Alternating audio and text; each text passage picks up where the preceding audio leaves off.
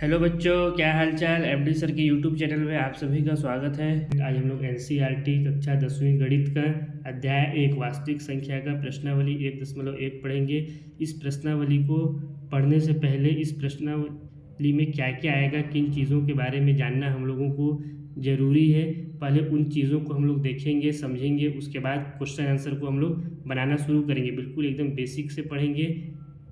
ऐसा पढ़ेंगे कि अगर कोई क्लास का टॉपर बच्चा है तो वो भी समझ जाए, और अगर कोई कहना क्लास का पुअर से पुअर बच्चा है तो वो भी इस वीडियो को देखने के बाद उसको कहीं और जाने का ज़रूरत ना पड़े, वो भी बिल्कुल आसानी के साथ समझ जाए सारी चीज़ों को। उसके बाद हम लोग क्वेश्चन आंसर करना शुरू करेंगे। अगर आप लोगों को इसका बेसिक आता होगा तो आप लोग वीडियो को स्किप करके आगे बढ़ा करके देख सकते हैं, वरना आप लोग अगर चाहें, अगर आपकी मर्जी हो तो आप लोग बिल्कुल बेसिक के साथ भी इस वीडियो को शुरू कर सकते हैं। तो आइए पहले हम लोग देखें कि इस प्रश्नावली में हम लोगों को पहले क्या क्या पढ़ना है, जिससे हमारा कॉन्सेप्ट जो है वो क्लियर रहेगा और हमारा बेस मजबूत होगा। जैसा कि आप लोग देख सकते हैं, इस प्रश्नावली में हम लोग क्या क्या पढ़ेंगे। वास्तविक संख्या पढ़ेंगे, भाज्य संख्या पढ़ेंगे, अभाज्य संख्या पढ़ेंगे, संख्याओं का गुणनखंड पढ़ेंगे, संख्याओं का अभाज्य गुणनखंड क्या होता है ये पढ़ेंगे। इसके बाद हम लोग पढ़ेंगे एचसीएफ व एलसीएम क्या होता है, एचसीएफ व एलसीएम ज्ञात करने की विधि, एचसीएफ व एलसीएम कैसे ज्ञात करते हैं। और फिर हम लोग पढ़ेंगे अंकगणित का आधारभूत प्रमेय। ये क्या है, ये इस प्रश्नावली का बिल्कुल बेसिक है। इसको अगर हम लोग पढ़ेंगे तो हमारा जो सारा कॉन्सेप्ट है वो क्लियर हो जाएगा। इसको देखने के बाद आपको फिर कहीं और जाने की ज़रूरत नहीं पड़ेगी। ये अगर आप लोग पहले से अगर पढ़े हुए होंगे, आप लोग को मालूम होगा, तो आप लोग वीडियो को आगे बढ़ा सकते हैं। और जिन बच्चों को मालूम नहीं है वो बिल्कुल एकदम शुरू से शुरू कर रहे हैं हम लोग इस प्रश्नावली को पढ़ना, इस चैप्टर को पढ़ना, तो वे बिल्कुल बिना वीडियो को स्किप किए हुए पूरा देखें। तो हम लोग शुरू करते हैं सबसे पहले वास्तविक संख्या की। वास्तविक संख्या क्या होती है, आप लोग देख सकते हैं। वास्तविक संख्या क्या होती है, परिमेय और अपरिमेय संख्याओं के समूह को वास्तविक संख्या कहते हैं। आप लोग कक्षा 9वीं में पढ़ चुके हैं परिमेय और अपरिमेय संख्या क्या होती है, कि जिस संख्या को हम लोग P/Q के रूप में लिख सकते हैं वो हमारी क्या हो जाती है, परिमेय संख्या होती है। लेकिन यहाँ पे बस क्या ध्यान देना रहता है कि Q जो है हमारा 0 के बराबर नहीं होना चाहिए। उसी तरह से अपरिमेय संख्या जिसको P/Q के रूप में हम लोग नहीं लिख सकते हैं। इसका एग्जाम्पल अगर हम लोग देखें तो इसका एग्जाम्पल बहुत सारा हो जाएगा, जैसे 1/2, 5/7 या √5, है ना। ये क्या हो गया, ये हमारा परिमेय संख्या हो गया, और ये हमारा क्या हो गया, अपरिमेय संख्या। इसी तरह से 1.001, 0.001, 0.0001, है ना। ये चलता जाएगा, आगे बढ़ता जाएगा। ये सब संख्या क्या हो गई हमारी, ये अपरिमेय संख्या है। और परिमेय और अपरिमेय संख्या के अंतर्गत और भी जितनी संख्या है, जैसे हमारा पूर्ण संख्या या प्राकृतिक संख्या या पूर्णांक, ये सब संख्या भी इसी के अंतर्गत आती है। जैसे अगर हम लोग लिखेंगे, है ना, प्राकृतिक संख्या के लिए लेते हैं जैसे 7, तो ये भी हमारी क्या हो जाएगी, इसी वास्तविक संख्या के अंतर्गत आ जाती है। 7 है, यहाँ इसके नीचे कुछ नहीं, यानी एक छुपा हुआ है, तो ये ऑटोमेटिक क्या हो जाएगा, हमारा परिमेय संख्या हो जाएगा। इसी तरह से अगर हम लोग किसी का एग्जाम्पल देख ले, जैसे -5 का, है ना, या -5/2, तो ये भी हमारा क्या हो जाएगा, ये भी परिमेय संख्या, परिमेय फॉर्म में दिख रहा है ये, तो ये सब हमारे क्या हो गई, परिमेय संख्या हो गई। अब इसके बाद हम लोग भाज्य संख्या देख लेते हैं कि भाज्य संख्या क्या होती है ना। इतना कॉन्सेप्ट आप लोगों को क्लियर हो गया कि वास्तविक संख्या क्या है, कि जितनी भी संख्या है, चाहे वो प्राकृतिक संख्या हो, पूर्ण संख्या हो, पूर्णांक हो, या परिमेय या अपरिमेय संख्या है, इन सब के समूह को हम लोग क्या कहते हैं, वास्तविक संख्या कहते हैं। और इसका जो डेफिनेशन है वो क्या है, परिमेय और अपरिमेय संख्याओं के समूह को वास्तविक संख्या कहते हैं। ठीक है, अब हम लोग भाज्य संख्या देख लेते हैं। अब भाज्य संख्या देख लीजिए, भाज्य संख्या क्या होती है, कि जब किसी संख्या के 2 से ज़्यादा गुणनखंड हो तो उसे भाज्य संख्या कहते हैं। 2 से ज़्यादा ना, ध्यान रखिएगा। अब गुणनखंड किसको कहते हैं, गुणनखंड आप लोग को मैं आगे पढ़ाऊंगा ही, लेकिन यहाँ पे मैं बता दे रहा हूँ कि किसी संख्या को, जो संख्या पूर्ण रूप से विभाजित करती है, उसको, उस संख्या का हम लोग गुणनखंड कहते हैं। इसका एग्जाम्पल देख लीजिए तो आप लोग को ज़्यादा अच्छे से समझ में आएगा। जैसे 4 है, तो 4 का गुणनखंड कौन कौन हो जाएगा, 4 को कौन कौन सी संख्या पूर्ण रूप से विभाजित कर सकती है, यानी भाग दे रही है। तो 1 से 4 को हम लोग भाग दे सकते हैं, 2 से दे सकते हैं, और 4 से दे सकते हैं। तो ये इसकी क्या हो जाएगी, गुणनखंड हो जाएगी। तो 4 की कितनी गुणनखंड हो गई, 1, 2 और ये 3, 4 की 3 गुणनखंड हो गई, यानी 2 से ज़्यादा हो गया, तो ये क्या हो जाएगा, हमारा भाज्य संख्या। इसी तरह से अगर हम लोग 8 का एग्जाम्पल ले लें, तो 8 का गुणनखंड कौन कौन सा हो जाएगा, जिससे 8 पूरी रूप से विभाजित हो जाए। 1 हो जाएगा, 2 हो जाएगा, और क्या हो जाएगा, 4 हो जाएगा, और 8 खुद हो जाएगा। तो ये सब क्या हो गई, ये 8 की गुणनखंड हो गई, यहाँ भी 2 से ज़्यादा गुणनखंड आ रहा है हाथ का, तो ये क्या हो गया, ये भी भाज्य संख्या हो गया। एक एग्जाम्पल अगर हम लोग और देख लें 12 का, तो 12 भी इसी तरह से 1 से भी विभाजित हो जाएगा, 2 से, 3, 4, 6 और 12, इन सब से 12 पूर्ण रूप से विभाजित हो जाएगा, तो ये भी इसका क्या हो गया, गुणनखंड ये सब हो गया, तो ये भी क्या हो गया, 12 जो है हमारा भाज्य संख्या हो गया। या अगर हम लोग एग्जाम्पल 9 का देखें, 9 को किससे किससे हम लोग डिवाइड कर सकते हैं, 1 से, 3 से और 9 से। तो पहाड़ा में भी 9 आता है, 3 3 9 है ना, तो ये भी हमारा क्या हो गया, भाज्य संख्या हो गया। यानी कोई भी संख्या है ना, ये इन्फिनाइट होती है, जो हमारी भाज्य संख्या होती है इन्फिनाइट होती है, अनंत होती है ना, कि किसी संख्या के 2 से ज़्यादा गुणनखंड होंगे कभी भी, तो वो संख्या हमारा भाज्य संख्या कहलाएगा। इसको आप लोग अपना नोट्स भी अगर साथ साथ में बनाते चलिएगा, वरना आप लोग को आगे का वीडियो को समझने में थोड़ा सा हो सकता है प्रॉब्लम हो। अब हम लोग देख लेते हैं कि हमारी अभाज्य संख्या क्या है।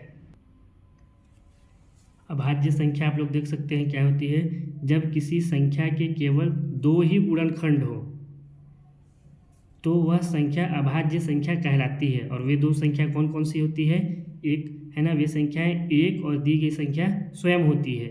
या फिर इसको हम लोग इस तरह से भी लिख सकते हैं या बोल सकते हैं, ऐसी संख्या जिसे केवल 2 संख्याओं से ही पूर्ण रूप से विभाजित किया जा सकता हो, अभाज्य संख्या कहलाती है ना। यदि ऐसी संख्या जिसको केवल 2 संख्याओं से ही हम लोग पूर्ण रूप से भाग दे सकते हैं, तो वो संख्या क्या हो जाएगी, वे संख्या अभाज्य संख्या हो जाएगी। और वे संख्याएं कौन कौन सी होती है, एक तो एक होती है और एक दी गई संख्या स्वयं होती है। इसका एग्जाम्पल देखेंगे तो आप लोग को बहुत अच्छे से क्लियर हो जाएगा। इसका एग्जाम्पल देख लीजिए, जैसे एक संख्या है 2, अब इस संख्या को हम लोग किससे किससे डिवाइड कर सकते हैं, तो 2 को तो हम लोग या तो 1 से ही पूरी तरह से भाग दे सकते हैं या तो 2 से, इसके अलावा तो और कोई संख्या है नहीं, तो ये संख्या क्या हो जाएगी हमारी अभाज्य संख्या। इसी तरह से अगर हम लोग 3 का एग्जाम्पल ले लें, तो 3 को हम लोग किससे किससे डिवाइड कर सकते हैं, या तो 1 से या तो 3 से, कोई दूसरा संख्या तो है नहीं। इसी तरह से अगर हम लोग 7 का एग्जाम्पल देखें, 7 को भी हम लोग या तो सिर्फ 1 से डिवाइड कर सकते हैं या फिर 7 से डिवाइड कर सकते हैं पूर्ण रूप से। यदि अगर किसी संख्या को केवल एक और दी गई संख्या स्वयं 2 ही संख्या से अगर भाग दिया जा सकता है, तो वो संख्या हमारी अभाज्य संख्या हो जाएगी। यहाँ पे अगर हम लोग 11 का एग्जाम्पल ले लें, तो 11 को या तो 1 भाग दे सकता है ना, विभाजित कर सकता है, या तो फिर 11 स्वयं अपने आप को विभाजित कर सकती है। इसके अलावा तो और कोई संख्या है नहीं। अगर हम लोग 17 का भी एग्जाम्पल ले लें, 17 को या तो 1 से भाग दिया जा सकता है या फिर सिर्फ 17 से। ठीक है, आया समझ में? तो ये बिल्कुल एकदम बिल्कुल बेस है, ये इसका बिल्कुल एकदम कॉन्सेप्ट है, ये बिल्कुल बेसिक से पढ़ते हुए हम लोग चल रहे हैं अभी। अगर आप लोग को ये सब चीज़ें मालूम होंगी तो आप लोग वीडियो को बढ़ा करके आगे देख सकते हैं क्वेश्चन आंसर, प्रश्नावली के क्वेश्चन को। अगर है ना, जिन स्टूडेंट को नहीं आता होगा वो बिल्कुल बेसिक से स्टार्ट से वीडियो को बिना स्किप करते हुए एक एक चीज़ को, एक एक पॉइंट को नोट करते हुए है ना, इस वीडियो को पढ़ें, इस वीडियो को देखिए। अगर आप चीज़ों को नोट करते चलेंगे तो आपका जो बेस है वो बिल्कुल मजबूत होगा, आपका कॉन्सेप्ट जो है वो क्लियर होगा, फिर आपको क्वेश्चन को सॉल्व करने में कोई प्रॉब्लम नहीं आएगा। तो आप लोग जो मैं पढ़ा रहा हूँ ना, ये जो है इसको आप क्या करें, इसको आप नोट करते हुए रहिएगा, नोट करते चलिएगा आगे। गुणनखंड किसको कहते हैं, किसी संख्या को जो संख्या पूर्ण रूप से विभाजित करे वह उस संख्या का गुणनखंड कहलाता है। इसको हम लोग एग्जाम्पल से समझ जाते हैं। जैसे कोई संख्या है 6, अब 6 को कौन कौन सी संख्या पूरे रूप से विभाजित कर सकती है, तो हमारा 1 हो जाएगा, 1 से भी 6 को भाग दिया जा सकता है पूरा तरीके से, 2 हो जाएगा, 3 हो जाएगा, और क्या संख्या हो जाएगा 6। तो ये सब संख्या जो है, ये संख्या 6 की क्या हो जाएगी, गुणनखंड कहलाएगी। 1 2 3 और 6, ये संख्या 6 का गुणनखंड कहलाएगा, इसी को हम लोग गुणनखंड कहते हैं। जैसे एक एग्जाम्पल हम लोग इसका और देख लेते हैं। कोई संख्या है, मान के चलिए 12, तो 12 को कौन कौन सी संख्या से पूर्ण रूप से हम लोग विभाजित कर सकते हैं, या 1 से भी कर सकते हैं, 2 से भी विभाजित हो जाएगा, 2 छक्का 12 होता है, 3 से भी इसको है ना भाग दिया जा सकता है 12 को, और कौन कौन सी संख्या है, 4 से भी दिया जा सकता है, 5 से नहीं देंगे, 6 से भी दिया जा सकता है, और 12 से भी दिया जा सकता है। तो ये सब जो जितनी सारी संख्याएं हैं, 1 2 3 4 6 और 12, ये क्या हो जाएगी, 12 की गुणनखंड कहलाएंगी। इसी को हम लोग कहते हैं गुणनखंड। अब हम लोग संख्या का अभाज्य गुणनखंड पढ़ लेते हैं। ये तो गुणनखंड हो गया, अब अभाज्य गुणनखंड किसको कहते हैं, अब वो हम लोग देख लेते हैं। अब संख्याओं का अभाज्य गुणनखंड क्या होता है कि भाज्य संख्या को अभाज्य संख्या के गुणनखंड के रूप में लिखा जा सकता है। जैसे इसका एग्जाम्पल अगर हम लोग देखें, है ना, कोई संख्या अगर हमारे पास 12 दी हुई है तो उसका अभाज्य गुणनखंड कौन कौन हो जाएगा। संख्या का गुणनखंड देखिए 12 का क्या क्या था यहाँ पे, जब हम लोग ऊपर में 12 का गुणनखंड निकाले थे 1 2 3 4 6 और 12, ये सब इसकी गुणनखंड थी। लेकिन इसमें क्या सब भाज्य संख्या है? नहीं, इसमें क्या है, जो हमारा 2 और 3 ये कैसा संख्या है, ये अभाज्य संख्या है। तो उसी को यहाँ पे कह रहा है कि किसी भी भाज्य संख्या को अभाज्य संख्या के गुणनखंड के रूप में लिखा जा सकता है। मतलब अभाज्य गुणनखंड में सिर्फ वही संख्या आएंगी जो अभाज्य संख्या हो। तो इसको हम लोग कैसे लिख सकते हैं, अगर 12 का हम लोग निकालें गुणनखंड तो कैसे निकाल सकते हैं, 2 से अगर इसको डिवाइड करेंगे तो 6 आ जाएगा, फिर 2 से करेंगे 3 आएगा, फिर 3 से करेंगे तो 1 आ जाएगा। तो इसको हम लोग कैसे लिख सकते हैं, 2 × 2 × 3, या इसको हम लोग और कैसे लिख सकते हैं, 2 के घात में 2 × 3, ये इसका क्या हो गया, अभाज्य गुणनखंड के रूप में इसको 12 को हम लोग इस तरह से लिख सकते हैं। इसको हम लोग चाहते तो ऐसे भी लिख सकते थे 4 × 3, ये भी तो 12 होता है। लेकिन यहाँ पे जो हमारा संख्या 4 था वो क्या था, भाज्य संख्या है 4, और हम लोग को क्या बोला है, अभाज्य गुणनखंड है ना, अभाज्य संख्या यहाँ पे लेना है। नाम से ही पता चल रहा है अभाज्य यानी अभाज्य संख्या रहेगा। तो ये हमारा 4 × 3 इसको हम लोग नहीं लिख सकते हैं, है ना। ये 6 × 2, 6 भी हमारा क्या हो जा रहा है, भाज्य संख्या हो जा रहा है। तो ये भी हमारा क्या हो जाएगा, गलत हो जाएगा, हम लोग इसको भी नहीं लिख सकते हैं। तो इसको हम लोग 12 है ना अभाज्य गुणनखंड के रूप में कैसे लिखेंगे, 2 × 2 × 3, या 2 के घात में 2 गुणा में 3। इसका एक और एग्जाम्पल अगर हम लोग देखें, जैसे अगर हमारे पास कोई संख्या दिया हुआ है 24, अब 24 को हम लोग को अभाज्य गुणनखंड के रूप में लिखना है। तो कैसे लिखेंगे, पहले इसका निकाल लेंगे गुणनखंड, अभाज्य गुणनखंड कैसे निकालते हैं आप लोग को आता ही होगा, नहीं आता होगा तो सीख जाइए। यहाँ पे है ना, छोटी संख्या से हमेशा शुरू करते हैं। सबसे छोटी संख्या क्या है, 2, तो ये 2 से भाग होगा कि नहीं देखेंगे तो चला जाएगा, 2 से कितना बार में 12 आ जाएगा। फिर 2 से अगर इसको डिवाइड करेंगे तो कितना आएगा, 6, फिर 2 से डिवाइड करेंगे तो 3, फिर ये सिर्फ 3 से ही डिवाइड होगा, तो ये कितना आ गया, 1 आ गया। ये जितना भी संख्या है 2 और 3, ये क्या है, अभाज्य गुणनखंड। तो इसको हम लोग कैसे लिख सकते हैं, 24 को 2 × 2 × 2 × 3, है ना, ये क्या हो गया, अभाज्य गुणनखंड। जैसे 2 दूना 4, 4 दूना 8, 8 तिया 24। या फिर इसको हम लोग ऐसे भी लिख सकते हैं, 2 के घात में 3 गुणा में 3। इसको हम लोग ऐसे नहीं लिख सकते हैं कि 8 गुणा में 3, 8 जो है हमारा वो कौन सा संख्या हो जा रहा है, 8 हो जा रहा है हमारा भाज्य संख्या, इसीलिए हम लोग इसको 2 गुणा में 2 गुणा में 2 गुणा इस रूप में इसको हम लोग लिखे हैं। समझ में आ रहा है आप लोग को, बिल्कुल एकदम बेसिक से चल रहे हैं हम लोग, बिल्कुल एकदम जीरो से स्टार्ट किए हैं। अगर आप लोग को ये सब चीज़ें आती होगी तो आप लोग वीडियो को बढ़ा करके आगे देख सकते हैं, और नहीं आती होगी तो इसको एक एक चीज़ को नोट करते हुए आगे चले, है ना। इससे आप लोग के लिए चीज़ें बहुत आसान हो जाएगी आगे चल करके। अब हम लोग अपना अगला पॉइंट देखते हैं। अब हम लोग HCF LCM के बारे में पढ़ते हैं कि ये क्या होता है, इसको कैसे ज्ञात करते हैं और इन दोनों के बीच में संबंध क्या होता है। तो सबसे पहले हम लोग शुरू करते हैं HCF से। HCF का जो फुल फॉर्म है हाईएस्ट कॉमन फैक्टर, जिसको हम लोग हिंदी में महत्तम समापवर्तक भी कहते हैं। हाईएस्ट हो जाएगा सबसे बड़ा, कॉमन उभयनिष्ठ, और फैक्टर को बोलेंगे अपन गुणनखंड, सबसे बड़ा उभयनिष्ठ गुणनखंड, यही हमारा HCF होता है। अब इसको हम लोग कॉन्सेप्ट के रूप में, है ना, इसको हम और अच्छे से समझें तो वह बड़ी से बड़ी संख्या जो दी गई संख्याओं को पूर्णतः विभाजित करती है HCF कहलाती है।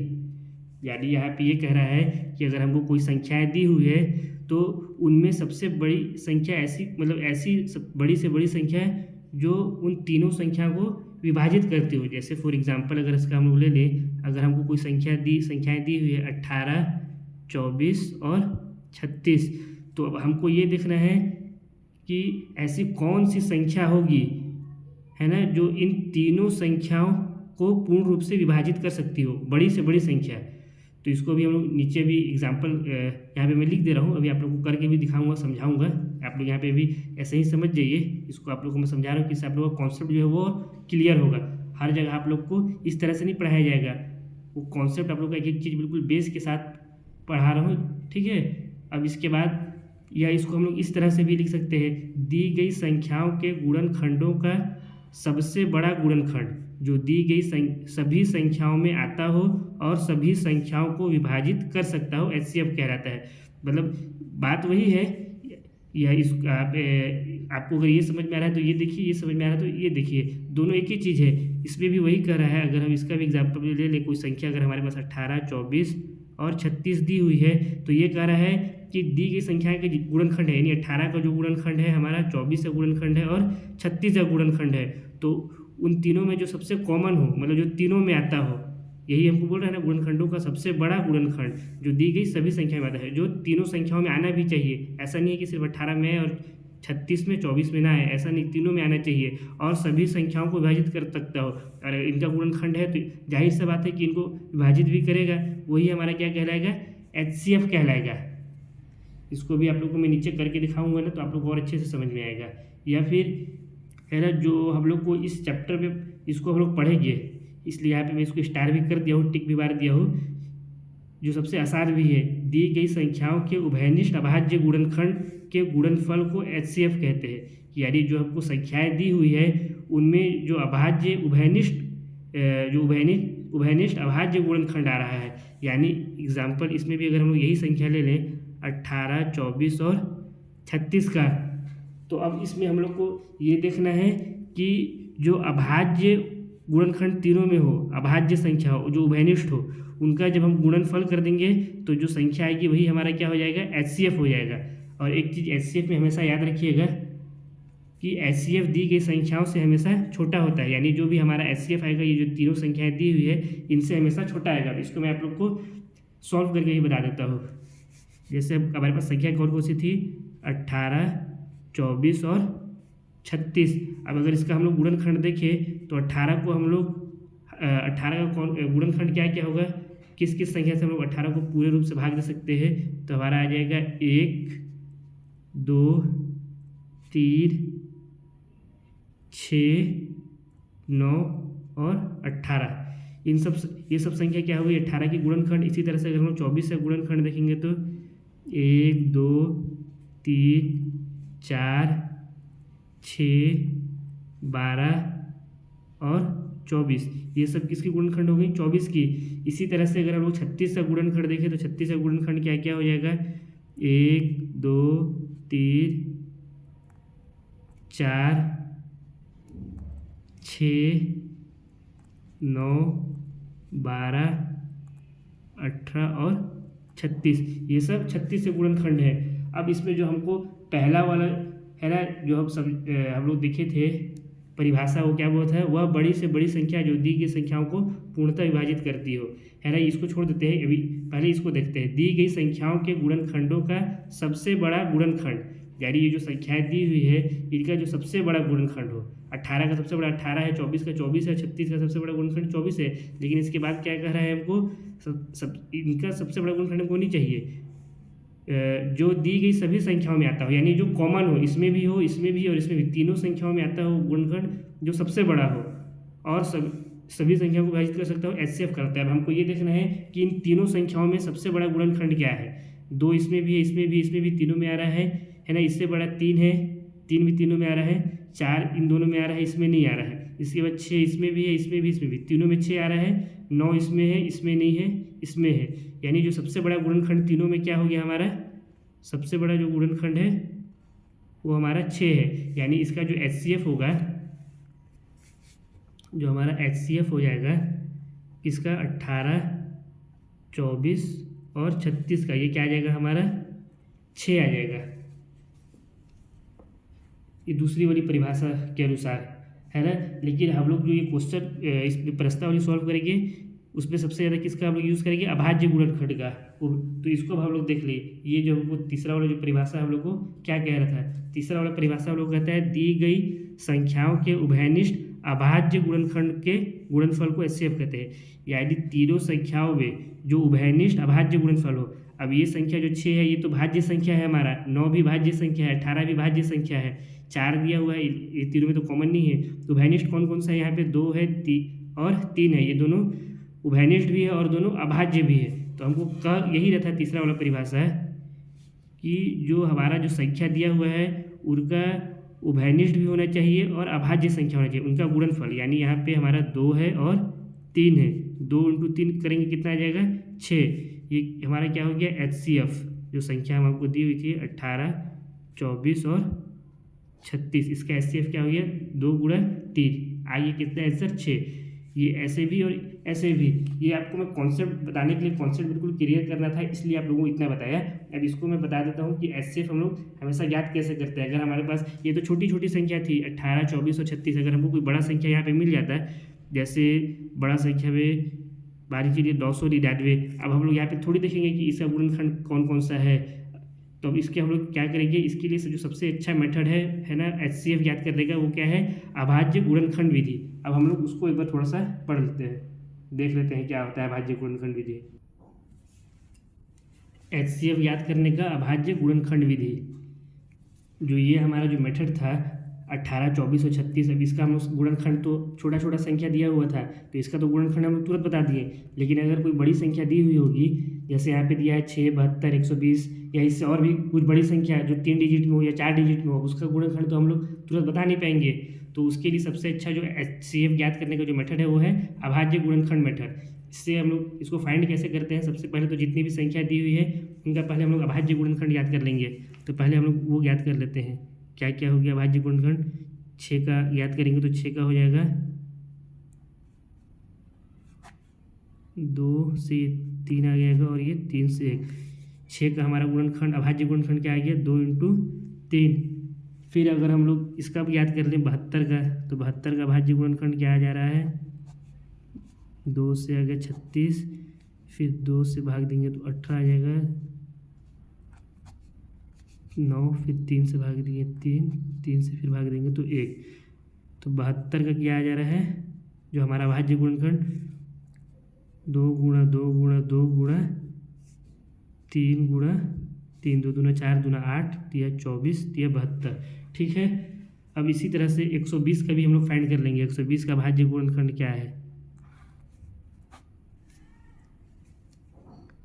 2 से इसको भाग देंगे 60 आ जाएगा, फिर 2 से देंगे 30, फिर 2 से देंगे 15, फिर ये 3 से भाग देंगे 5, 5 से देंगे तो 1 आ जाएगा, यानी 2 दूना 4, दूना 8, 3 24, 24 बचे 120। ठीक है, तो 120 का जो हमारा गुणनखंड आ गया वो क्या आ गया 2 × 2 × 2 × 3 × 5। अब इसमें हम लोग को क्या करना रहता है कि देखना है जो संख्या इसमें उभयनिष्ठ हो, कॉमन हो, जो यानी जो तीनों में आ रहा हो जो गुणनखंड, उसका हम लोग मल्टीप्लाई कर देंगे तो हमारा HCF आ जाएगा। अब इसमें देखिए, इसमें भी 2 है, इसमें भी है, इसमें भी है, तो ये हमारा कॉमन हो गया। 3 इसमें भी है, इसमें भी है और इसमें भी है, तो ये भी हमारा कॉमन हो गया। तो जो HCF हमारा आ जाएगा वो कितना आ जाएगा HCF 6, 72 और 120 कितना आ जाएगा 2 × 3 कर देंगे, कितना आ गया 6। ये हमारा क्या हो गया आंसर। ठीक है, समझ में आया? आई होप आप लोगों को समझ में आया होगा। आप लोग इसका और खुद से प्रैक्टिस करिए, कुछ नहीं करना है। पहले अभाज्य गुणनखंड जो भी संख्याएं दी हुई है उसका अभाज्य गुणनखंड याद करना है, उसको साइड में लिख लेना है। फिर उसमें देखना है जो जो संख्याएं कॉमन होंगी तीनों में, है ना, या जितनी भी संख्या दी होगी, अगर 2 संख्या दी होगी तो 2 संख्याओं में, या 4 दी होगी तो चारों में, उन संख्याओं का हम लोग को यहाँ पे मल्टीप्लाई कर देना है। जो भी संख्या आएगा वो हमारा क्या निकल जाएगा HCF। बाकी इतना जो आपको बताया था ये आपको इसलिए बताया था कि आपका जो कॉन्सेप्ट है वो बिल्कुल क्लियर हो जाए। अब हम लोग LCM के बारे में थोड़ा सा पढ़ लेते हैं कि LCM क्या होता है, इसको कैसे फाइंड करते हैं। LCM क्या होता है हमारा लोवेस्ट कॉमन मल्टीपल, जिसको हम लोग हिंदी में लघुत्तम समापवर्तक भी कहते हैं। ऐसी छोटी से छोटी संख्या जो दी गई सभी संख्याओं के गुणनफल में आता हो। पहले जब हम लोग HCF पढ़े थे तो वहाँ पे हम लोग गुणनखंड देखते थे और बड़ी से बड़ी संख्या देखते थे, लेकिन यहाँ पे हम लोग क्या देख रहे हैं गुणनफल देख रहे हैं और छोटी से छोटी संख्या, और सभी संख्याओं से पूर्णतः विभाजित हो सके। अब उनके गुणनफल में आ रहा है तो जाहिर सी बात है उनसे विभाजित हो ही जाएगा, वो हमारा क्या कहलाता है LCM कहलाता है। और इसमें एक चीज़ जो और है नोट करने का वो क्या है, LCM दी गई संख्याओं से हमेशा बड़ा होता है। जब हम लोग HCF पढ़ रहे थे या उसको जब हम लोग सीखे तो क्या सीखे कि HCF जो भी आता था दी गई संख्याओं से हमेशा कम आता है, छोटा आता है, लेकिन LCM जो भी हमारा रहेगा हमेशा दी गई जो संख्या रहेगी उससे बड़ा होगा। एग्जाम्पल अगर इसका हम लोग देखें, जैसे 2, 3 और 4 कोई संख्या है, अब इसका हमको बोल देगा एलसीएम फाइंड करना है। तो इसका एलसीएम कैसे फाइंड करेंगे? तो हमको इसमें क्या बोला है, ऐसी छोटी से छोटी संख्या जो दी गई सभी संख्याओं के गुणनफल में आता हो। यानी अब इसको हमको यहाँ पे तीनों संख्याओं का गुणनफल देखना होगा। 2 का गुणनफल देखेंगे तो क्या क्या आ जाएगा, 2 आएगा, फिर 4, 6, 8, 10, 12, 14, 16, 18, 20, 22, 24, इसी तरह से आगे बढ़ता चला जाएगा। 3 का गुणनफल में क्या क्या आ जाएगा, 3, 6, 9, 12, 15, 18, 21, 24, इसी तरह से ये भी आगे बढ़ता चला जाएगा। 4 का गुणनफल देखेंगे तो 4 का गुणनफल में क्या क्या आ रहा है, 4, 8, 12, 16, 20, 24, इस तरह से ये भी आगे बढ़ता चला जाएगा। अब हमको क्या बोला है, संख्या में छोटी से छोटी ऐसी संख्या हम लोग को इसमें देखना है कि ऐसी सबसे छोटी कौन सी संख्या है जो इन तीनों में आ रहा हो और तीनों को विभाजित है ना, और तीनों संख्याओं से विभाजित हो सके। तब इसमें अगर हम लोग देखेंगे 2 इसमें है, इसमें नहीं है, इसमें भी नहीं है, 4 इसमें आ रहा है, इसमें नहीं आ रहा है, इसमें भी है, यानी एक, और 6 को देखेंगे तो 6 यहाँ है लेकिन यहाँ नहीं है। 8 को देखेंगे तो 8 यहाँ है, यहाँ नहीं है, यहाँ है। 10 यहाँ है, यहाँ नहीं है। 12 यहाँ भी है और यहाँ भी है। यानी जो सबसे छोटी संख्या जो तीनों में कॉमन है वो कौन है, 12 आ गया। और ये जो 12 है 2 से भी भाग देंगे तो पूरा भाग चला जाएगा, है ना, पूर्ण रूप से विभाजित हो जाएगा। 2 छक्का 12, 6 12 में 3 से भी इसको भाग दे सकते हैं, 3 चौको 12, और 4 से भी भाग चला जाएगा, 4 तिया 12। और सबसे छोटा उभयनिष्ठ जो हमारा कॉमन आया है वो 12 है। तो इसलिए हमारा जो एलसीएम आएगा वो क्या आ जाएगा, एलसीएम 2, 3, 4, 12। ये हमारा आंसर हो गया। समझ में आया ना कैसे आया, मतलब तीनों संख्याओं का जो गुणनफल है उसमें जो सबसे छोटा संख्या है जो तीनों में कॉमन आ रहा हो वही हमारा एलसीएम होता है। अब ये तो छोटी छोटी संख्या थी तो इसका तो हम लोग गुणनफल तुरंत लिख करके सॉल्व कर लिए। अगर यहाँ पे कोई बड़ी संख्या आ जाएगी 2 डिजिट की या 3 डिजिट की संख्या तो उसका हम लोग गुणनफल हम लोग को तो मालूम रहेगा नहीं, अब उसका हम लोग गुणा करके फिर लिखेंगे। उससे अच्छा क्या है, हम लोग उसका एलसीएम ज्ञात करने का एक विधि आता है जिसको हम लोग कहते हैं एलसीएम ज्ञात करने की अभाज्य गुणनखंड विधि। उसको हम लोग सीख लेते हैं कि एलसीएम हम लोग कैसे ज्ञात करते हैं। एलसीएम ज्ञात करने की अभाज्य गुणनखंड विधि हम लोग को यहाँ पे बोला है 24, 30 और 40 का एलसीएम ज्ञात करें। तो इसका एलसीएम ज्ञात करने का जो सबसे आसान मेथड है वो क्या है, सबसे पहले जो जितनी भी संख्याएं दी हुई है उनका हम लोग पहले अभाज्य गुणनखंड ज्ञात कर लेंगे। तो 24 का अभाज्य गुणनखंड क्या हो जाएगा, यहाँ पे साइड में हम लोग निकाल के देख भी लेते हैं। 24 का 2 से भाग देंगे 12 आ जाएगा, फिर 2 से भाग देंगे 6, फिर 2 से भाग देंगे तो 3, और 3 से 1, यानी जो 24 का गुणनखंड क्या आ गया हम लोग का, 2 गुणा 2 गुणा 2 गुणा 3। इसी तरह से 30 का अगर हम लोग अभाज्य गुणनखंड देखेंगे तो क्या आ जाएगा, 2 से भाग देंगे 15, 3 से फिर भाग जाएगा, 2 से जाएगा नहीं, 5, फिर 5 से भाग देंगे तो 1, यानी जो हमारा 30 है 30 का गुणनखंड कितना आ गया, 2 गुणा 3 गुणा 5। अब इसी तरह से हम लोग 40 का भी गुणनखंड ज्ञात कर लेते हैं, भाज्य गुणनखंड। 40 का 2 से भाग देंगे 20, फिर 2 से भाग देंगे 10, फिर 2 से भाग देंगे 5, फिर 5 से भाग देंगे तो 1, यानी 40 का जो हमारा गुणनखंड आया 2 गुणा 2 गुणा 2 गुणा 5, ये सब गुणनखंड आ गया। अब इसको हम लोग देखें तो ये 3 बार 2 जो है वो गुणा के रूप में, यानी इसको हम लोग इस तरह से भी लिख सकते हैं 2 के घात में 3 गुणा 3। यहाँ पे कोई संख्या नहीं है गुणन में, यानी इसको इससे घात में 1 छुपा हुआ है, यहाँ पे भी इसका कोई नहीं है यानी इससे घात में 1 छुपा हुआ है। अब यहाँ पे 2 का 3 बार गुणा है, यानी इसको भी हम लोग लिख सकते हैं 2 के घात में 3 गुणा 5 के घात में 1, इस तरह से इसको हम लोग लिख सकते हैं। अब यहाँ पे करना कुछ नहीं रहता है एलसीएम ज्ञात करने के लिए, जो भी इसका गुणनखंड आया है तो गुणनखंड में जो सबसे बड़ा घात है उसका हम लोग तीनों संख्या में उसका हम लोग क्या कर देते हैं, मल्टीप्लाई करते हैं। जैसे यहाँ हम लोग देखिए 2 के घात में 3 है, यहाँ 2 के घात में 1, यहाँ भी 2 के घात में 3। तो जब हम लोग एचसीएफ ज्ञात करते थे तो कॉमन देखते थे, है ना, जो सबसे एक सबसे कॉमन में जो आता था, यहाँ पे देखें तो यहाँ पे 2 एक बार है, यहाँ 3 बार है, यहाँ 3 बार, यानी यहाँ से हम लोग एचसीएफ में एक ही बार 2 लेते थे, लेकिन यहाँ पे ऐसे नहीं करना है। एलसीएम में सबसे बड़ा घात हम लोग देखेंगे, तो यहाँ पे सबसे बड़ा घात क्या है, 3 है, तो हम लोग इसका क्या करेंगे, 2 के घात 3, और उसके बाद फिर उसके बाद देखेंगे इसके बाद कौन सी संख्या है, 3 के घात यहाँ 1 है, इसमें भी 3 के घात 1 है और इसमें नहीं है, तो फिर 3 का मल्टीप्लाई करेंगे, और फिर उसके बाद यहाँ 5 नहीं है, यहाँ 5 एक बार है, यहाँ भी 5 एक बार है, तो इसका मल्टीप्लाई करेंगे, तो ये हमारा हो जाएगा 2 × 2 × 2 × 3 × 5। इसका जब मल्टीप्लाई हम लोग करेंगे तो कितना आ जाएगा, 120 आ जाएगा। तो यही हमारा क्या हो जाएगा, आंसर। और एलसीएम याद करने के लिए कुछ नहीं करना है, पहले इनका अभाज्य गुणनखंड याद करना है, फिर उसमें जो सबसे बड़ी घात वाली संख्या है उन सब का आपस में गुणा कर देना है। इसमें 2 का सबसे बड़ा घात 3 है ना, तो इसको हम लिए, यहाँ 3 का सिर्फ एक ही घात था और कोई दूसरा था नहीं। अगर यहाँ पे 3 के घात 2 भी अगर किसी में रहता तो हम लोग यहाँ पे 3 के घात 2 लेते, और यहाँ 5 के घात अगर किसी में 2 या 2 से बड़ा संख्या रहता तो यहाँ पे उस संख्या को लेते, लेकिन नहीं था इसलिए 5 के घात 1 वाला लिए, यहाँ भी 5 के घात 1 वाला लिए। इसका फिर जब हम लोग आपस में गुणा कर देंगे तो ये हमारा क्या आ जाएगा, एलसीएम आ जाएगा। तो इसको हम लोग इस तरह से लिख भी सकते हैं, 24, 30 और 40, इनका एलसीएम कितना आ गया, 120। ये हो गया हमारा आंसर। तो इसमें हम लोग एक चीज़ ध्यान दिए कि जो संख्या था उस हमारा, और जो एलसीएम आया वो संख्या से क्या आया, बड़ा हुआ आया। यही ऊपर में जब आप लोग को मैं पढ़ा रहा था तो उसी को मैं आप लोग को बताया था कि एलसीएम दी गई संख्याओं से हमेशा बड़ा होता है।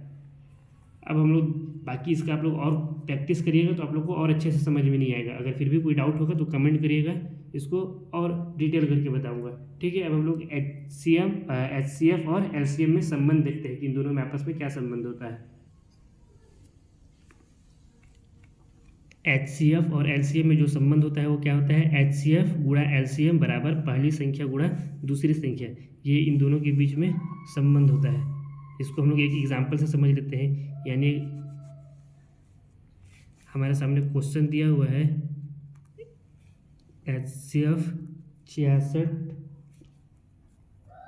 और 420 6 है, यानी 66 और 420 का एचसीएफ जो है वो 6 है। तो हमको बोला है एलसीएम 66 420 याद करने के लिए। एलसीएम 66 और 420 पूछ रहा है, तो इसको हम लोग सॉल्व कर लेते हैं। हम लोग क्या जानते हैं इन दोनों में संबंध, एचसीएफ गुणा एलसीएम बराबर फर्स्ट संख्या है ना, पहली संख्या को फर्स्ट लिख दे रहा हूँ, गुणा सेकेंड यानी दूसरी संख्या। हमारा एचसीएफ कितना है, एचसीएफ है 6 गुणा एलसीएम हम लोग को फाइंड करना है, मालूम नहीं है। पहली संख्या कितने है, फर्स्ट संख्या 66 और दूसरी संख्या कितनी है 420। अब इसको हम लोग सॉल्व कर लेते हैं। एलसीएम बराबर इधर हो जाएगा 66 गुणा 420, यहाँ 6 गुणा में था, इधर आ गया तो भाग में हो गया। अब इसको हम लोग काट देते हैं, 6 से 66 को कितना आ जाएगा 11, 6, तो एलसीएम हम लोग का कितना आ गया 11 गुणा 420। जब इसका हम लोग गुणा करेंगे तो हम लोग का एलसीएम आ जाएगा, एलसीएम 66 और 420 का जो हम लोग के सामने आएगा कितना आ जाएगा, जब इसका हम लोग गुणा करेंगे तो 4620, ये हम लोग का हो जाएगा आंसर। आई होप आप लोग को समझ में आया होगा। आप लोग इसके और भी जब क्वेश्चन खुद से जब सॉल्व करेंगे तो आप लोग को और अच्छे से समझ में आएगा।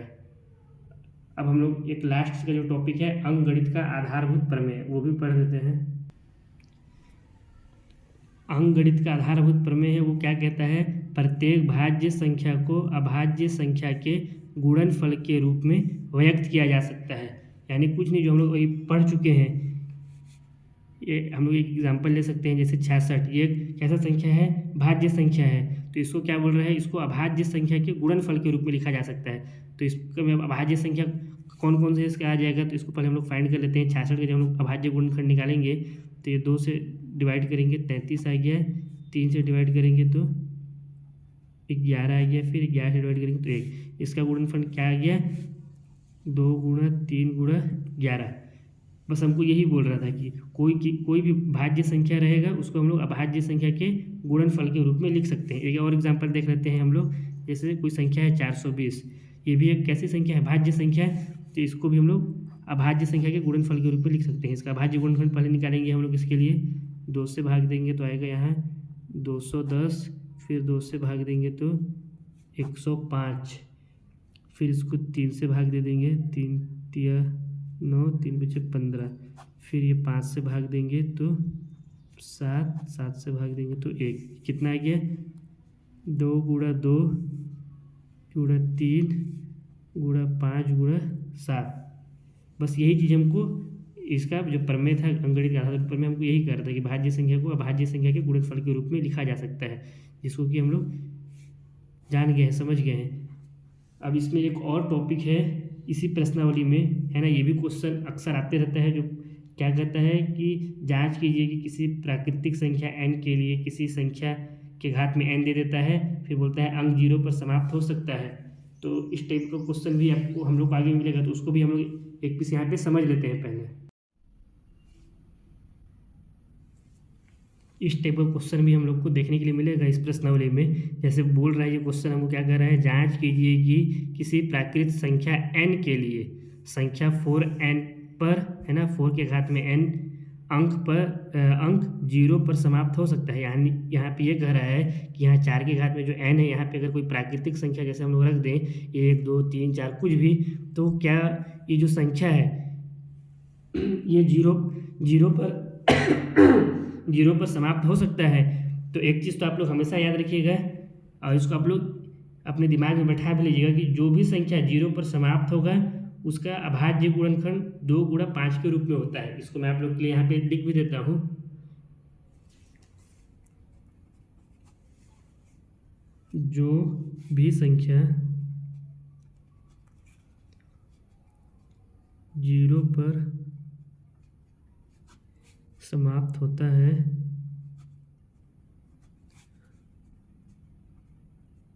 इसका अभाज्य गुणनखंड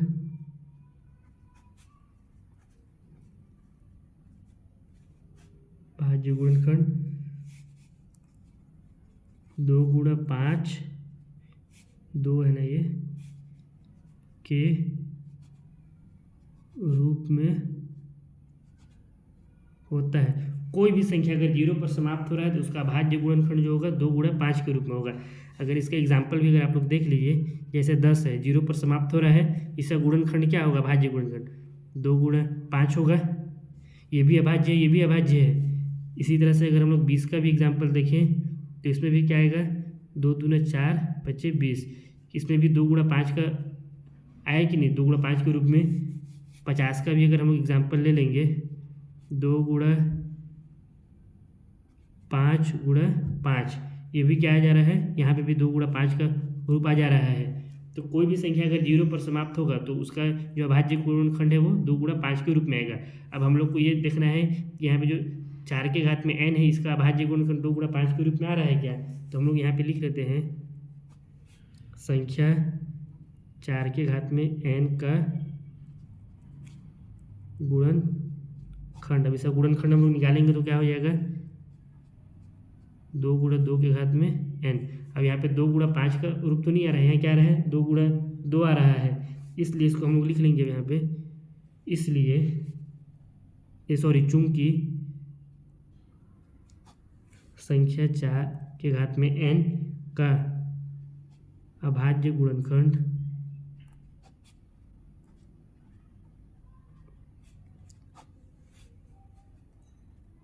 में 2 गुणा 5 नहीं आ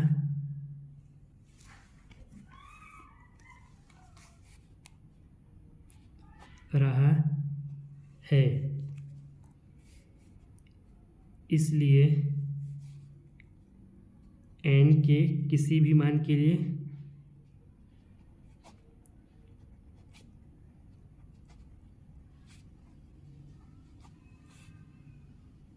चार के घात में n 0 पर समाप्त नहीं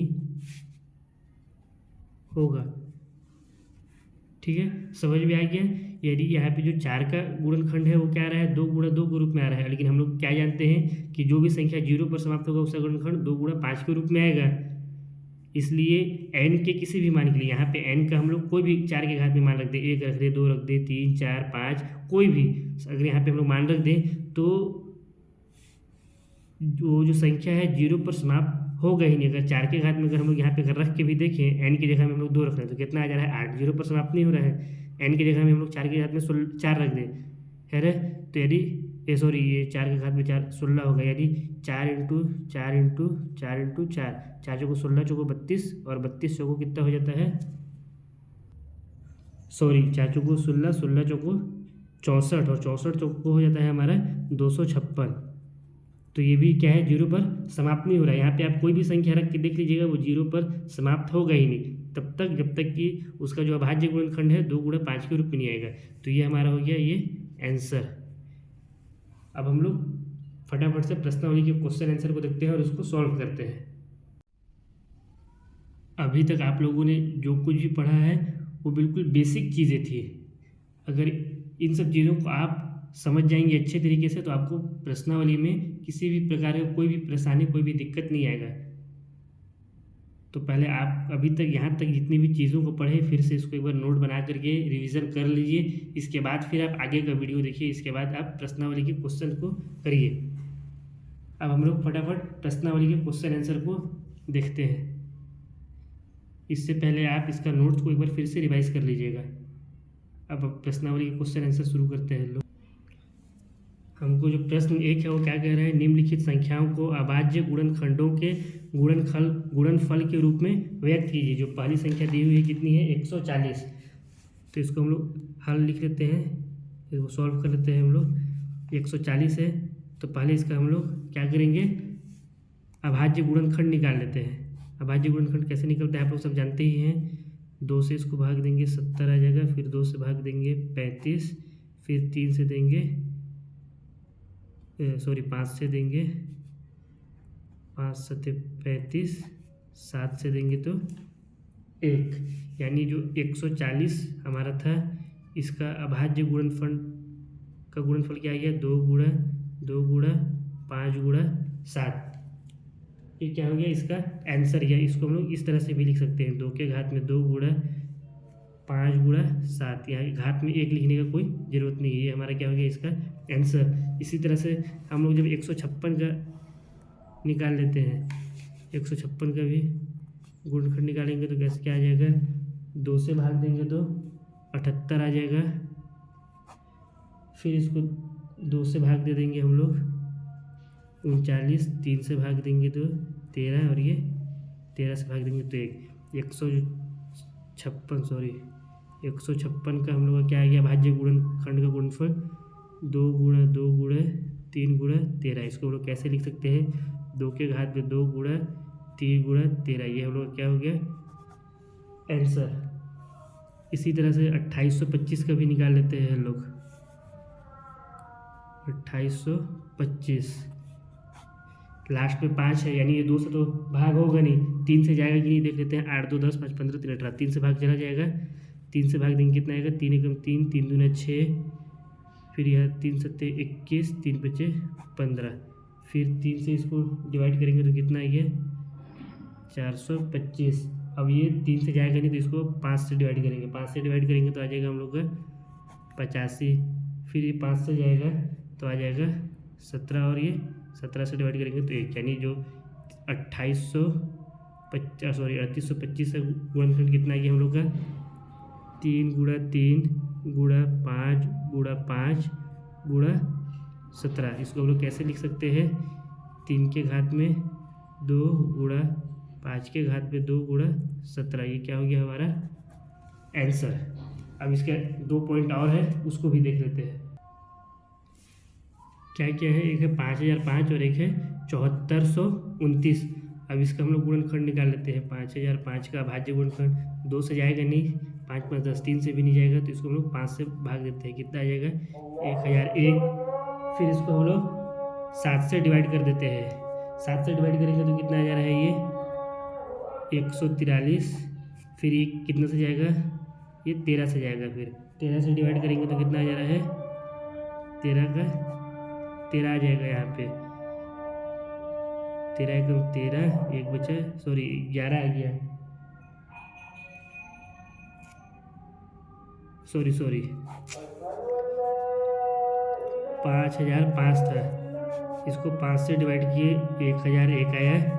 फिर इसको 7 से डिवाइड करेंगे तो 143 आएगा। अब ये किस तरह से जाएगा, अब ये जाएगा 11 से डिवाइड करेंगे तो कितना आ गया, 11 एकम 11, 3 बचा, 11 3 33। फिर अब ये 13 से जाएगा तो आया 1, यानी जो 5005 का जो हम लोग का गुणनखंड है जो आया, अभाज्य गुणनखंड कितना है, 5 गुणा 7 गुणा 11 गुणा 13। इसमें किसी संख्या के घात में 2 नहीं है, यानी सब में 1 1 है, तो हम लोग इसका आंसर यहीं पे छोड़ देते हैं। ये हो गया क्या, इसका आंसर। इसी तरह से अब इसका भी आंसर देख लेते हैं, 7429 का, 7429। जब इसका हम लोग अभाज्य गुणनखंड निकालेंगे तो कितना आ जाएगा, इसको ये हम लोग का सीधे जाएगा किससे, 17 से जाएगा, 17 से इसको भाग देंगे कितना आएगा, 437। फिर 437 कितना से भाग जाएगा, ये जाएगा हम लोग का 19 से, 19 से भाग देंगे तो कितना बार में जाएगा, ये 23 बार में आ जाएगा ये। अब ये 23 जो है और किसी संख्या से जा रहा नहीं है तो ये 23 से ही जाएगा, तो आ गया 1, यानी जो हम लोग का 7429 है, इसका गुणनखंड कितना आ गया, 17 गुणा 19 गुणा 23। ये इसका अभाज्य गुणनखंड हो गया, 17 भी अभाज्य संख्या है, 19 भी और 23 भी, तो ये क्या हो गया इसका आंसर। अब क्वेश्चन नंबर 2 को देखते हैं। क्वेश्चन नंबर 2 जो दिया हुआ है वो क्या कर रहा है, पूर्णांकों के निम्नलिखित युग्मों के HCF व LCM ज्ञात कीजिए तथा इसकी जांच कीजिए कि दो संख्याओं का गुणनफल बराबर HCF गुणा LCM, जिसमें जो हम लोग को पहला दिया हुआ क्या दिया हुआ है, 26 और 91। तो इसका हम लोग हल लिख लेते हैं।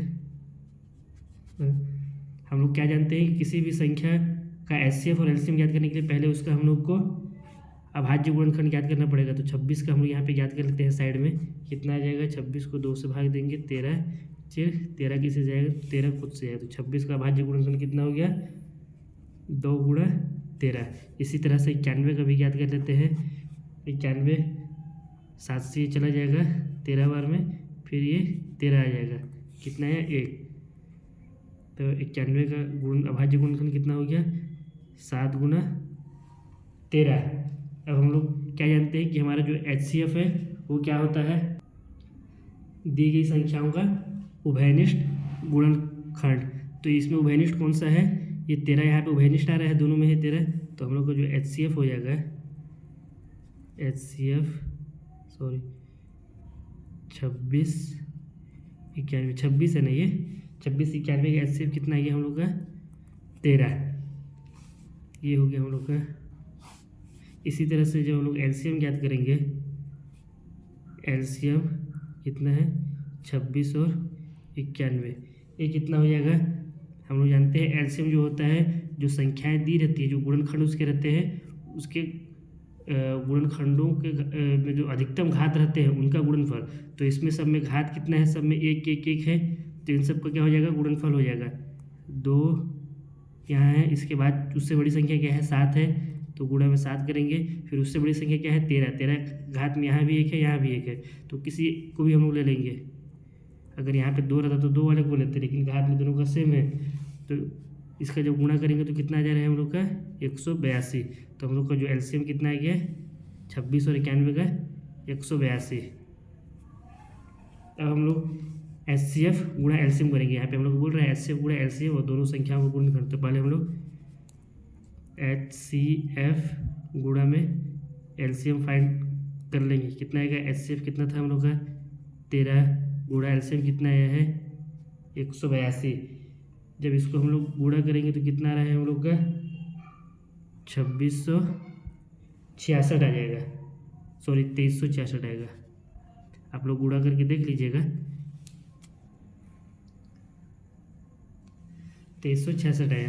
अब हम लोग को इसके बाद क्या बोला है, दो संख्याओं का गुणनफल। अब तो हम लोग का एक पार्ट आया है अभी HCF गुणा LCM, अब इधर वाला हम लोग को ज्ञात करना पड़ेगा। तो इसको हम लोग इस तरह से लिख सकते हैं, फर्स्ट गुणा में सेकेंड, मतलब ये पहली संख्या और दूसरी संख्या हो गई हम लोग का। पहली संख्या हम लोग का कितना है, 26 और दूसरा संख्या 91। 26 गुणा 91। जब इसका गुणा करेंगे तो हम लोग का ये भी कितना आ जा रहा है 2366। इस तरह से क्या हो गया, इसको यहाँ पे लिख सकते हैं इस प्रकार, फर्स्ट पहली संख्या गुणा सेकेंड यानी दूसरी संख्या बराबर क्या आ गया हम लोग का HCF गुणा LCM। तो ये हम लोग का क्या हो गया, प्रूव हो गया, सिद्ध हो गया। यही हम लोग को यहाँ पे जांच करना था, यहाँ पे है कि नहीं। तो दोनों संख्याओं का गुणनफल बराबर, यहाँ पे हम लोग को ज्ञात यही करना था, दो संख्याओं का गुणनफल बराबर HCF गुणे LCM, जो कि हम लोग का यहाँ पे आ गया है। दो संख्याओं का गुणनफल बराबर HCF गुणा LCM। तो ये हम लोग का क्या हो गया आंसर, ये प्रूव हो गया। अब इसका जो दूसरा पार्ट है वो क्या बोल रहा है हमको, दूसरा पार्ट को तो सॉल्व कर लेते हैं फट से। जो दूसरा पार्ट दिया हुआ है ये कितना दिया हुआ है 510 और 92, 510 और 92। इसको भी फटाफट सॉल्व कर लेते हैं। सबसे पहले तो 510 का यहाँ पे हम लोग अभाज्य गुणनखंड निकाल देंगे। यहाँ पे 510 लिख लेते हैं। इसका अभाज्य गुणनखंड कितना आ जाएगा हम लोग का, जब इसको निकालेंगे 2 से करेंगे तो कितना आ जाएगा 255। फिर अब ये 2 से कटेगा नहीं, यहाँ लास्ट है 5 है, 5 5 10 12, 3 से कट जाएगा, 3 से काटेंगे तो आ जाएगा ये 85। फिर लास्ट है 5 है, और ये 3 से भी नहीं कटेगा, 5 से कटेगा 17, फिर 17 इंटू 1 बार में। तो इसका गुणनखंड कितना हो गया 2 गुणा 3 गुणा 5 गुणा 17।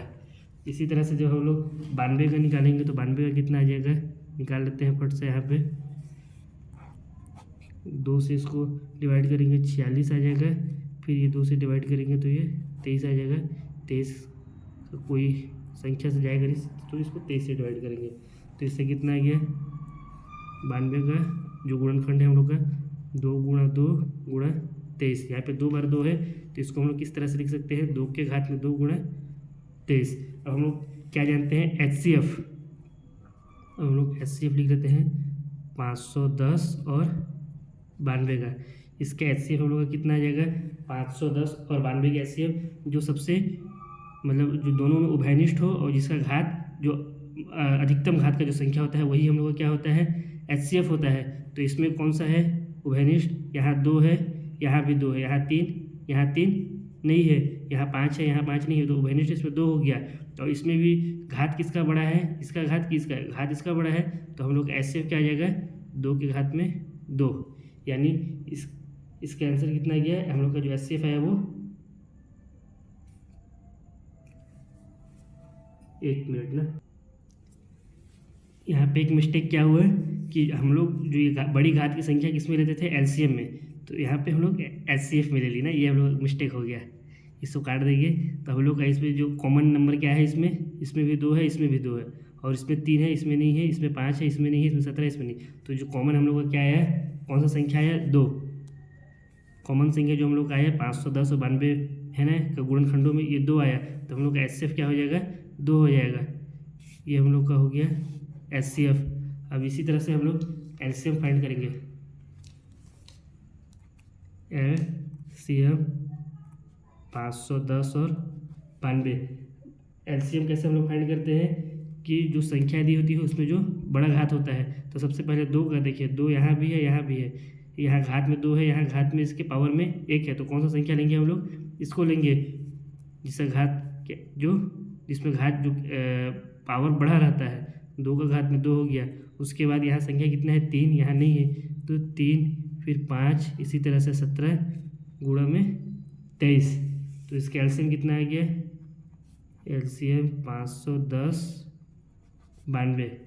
जब इसका गुणा करेंगे हम लोग तो आ जाएगा 23,460, 23,460। अब इसके बाद हमको क्या बोला था कि चेक करना है HCF गुणा में LCM।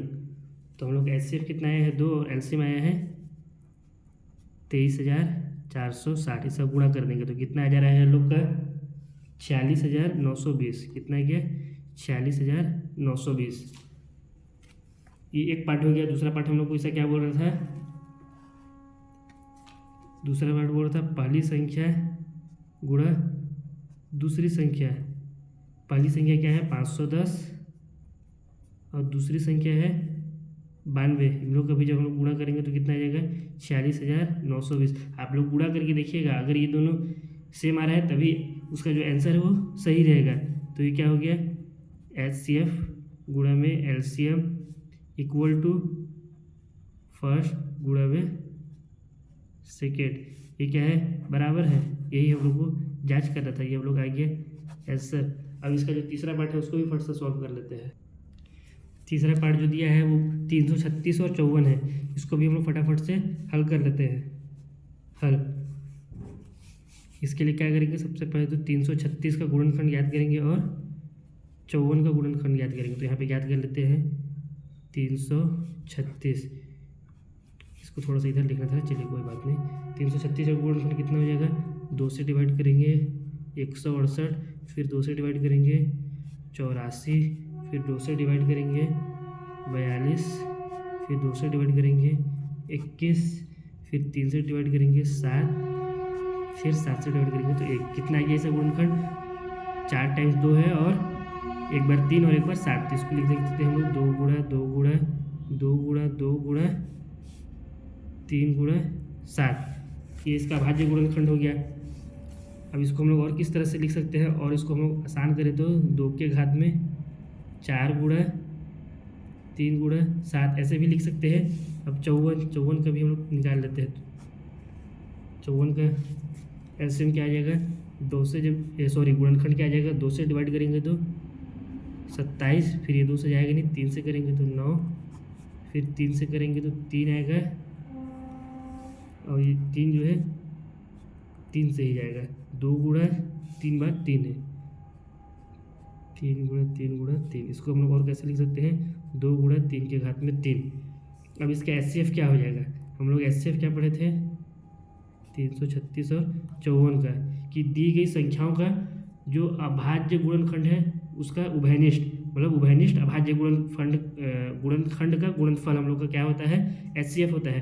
तो इसमें से हम लोग का उभयनिष्ठ कौन कौन सा है, यहाँ 1 बार 2 है, यहाँ 1 बार 2 है, तो ये क्या हो जाएगा उभयनिष्ठ, यहाँ गया 2। इसके बाद फिर गुणनफल था तो यहाँ गुणा का चिन्ह लग गया। आप लोग पीछे वीडियो को पीछे करके देख भी सकते हैं, जब HCF पढ़ा रहा था तो उसमें जो तीसरा पॉइंट आप लोग को बताया था यही बताया था, जो हम लोग का HCF होता है अभाज्य गुणनखंडों का उभयनिष्ठ गुण जो संख्या रहती है उनका जो उभयनिष्ठ अभाज्य गुणनखंड होता है उसका गुणनफल हम लोग का HCF कहलाता है। तो यहाँ 2 इसमें भी है, इसमें भी है, यहाँ 1 बार 3 है, यहाँ भी 3 है, तो इंटू 3 हो जाएगा।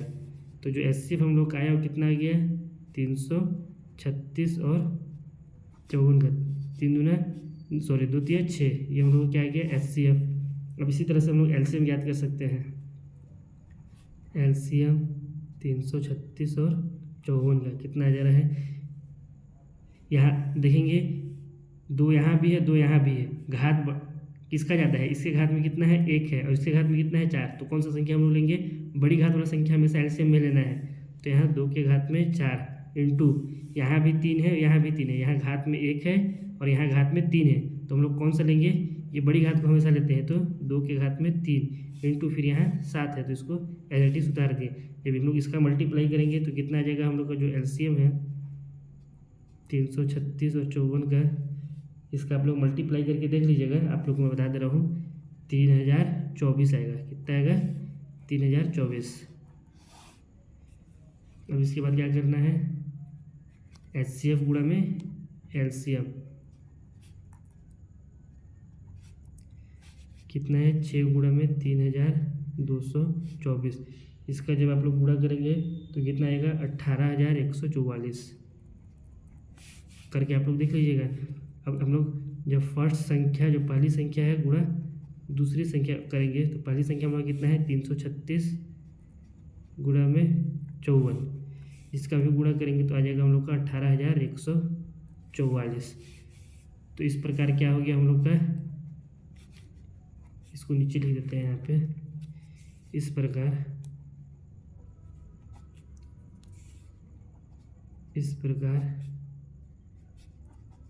पहली संख्या इसको फर्स्ट लिख दिए और गुणा दूसरी संख्या जो कि हमारा सेकंड है, बराबर क्या आ गया एचसीएफ गुणा में एलसीएम। यही हम लोग को जांच करना था, ये हम लोग का हो गया आंसर। अब क्वेश्चन नंबर 3 को बना लेते हैं फटाफट से। तीसरा क्वेश्चन हमको बोल रहा है अभाज्य गुणनखंडन विधि द्वारा निम्नलिखित पूर्णांकों के एचसीएफ और एलसीएम ज्ञात कीजिए। इसमें से पहला संख्या हम लोग को क्या दिया है 12, 15 और 21। तो इसको हम लोग फटाफट हल कर लेते हैं। पहले 12 का गुणनखंड ज्ञात करना है, फिर 15 का और 21 का। 12 का गुणनखंड कितना हो जाएगा अभाज्य गुणनखंड 2 से करेंगे 6, 2 से करेंगे 3, फिर 3, तो आ गया 2 गुणा 2 गुणा 3। इसको क्या लिख सकते हैं 2 के घात में 2 गुणा 3। इसके बाद हम लोग 15 का गुणनखंड अभाज्य गुणनखंड याद कर लेंगे। तो ये 3 × 5 = 15 और ये 5 × 5, तो आ गया 3 गुणा में 5। 21 का याद करेंगे तो कितना आ जाएगा 21 का हो जाएगा हम लोग का 3 × 7 = 21, 7 × 7, 3 गुणा में 7। इसके पावर में कुछ नहीं यानी एक छुपा हुआ है। जब हम लोग इसका एचसीएफ देखेंगे, एचसीएफ 12, 15 और 21 का, तो 12, 15 और 21 का एचसीएफ कितना आ जा रहा है। तीनों में कॉमन कौन सा है 3, तीनों में है, तो इसका एचसीएफ कितना आ गया 3। ये हम लोग क्या हो गया इसका एचसीएफ। अब इसका एलसीएम हम लोग देख लेते हैं फटाफट से।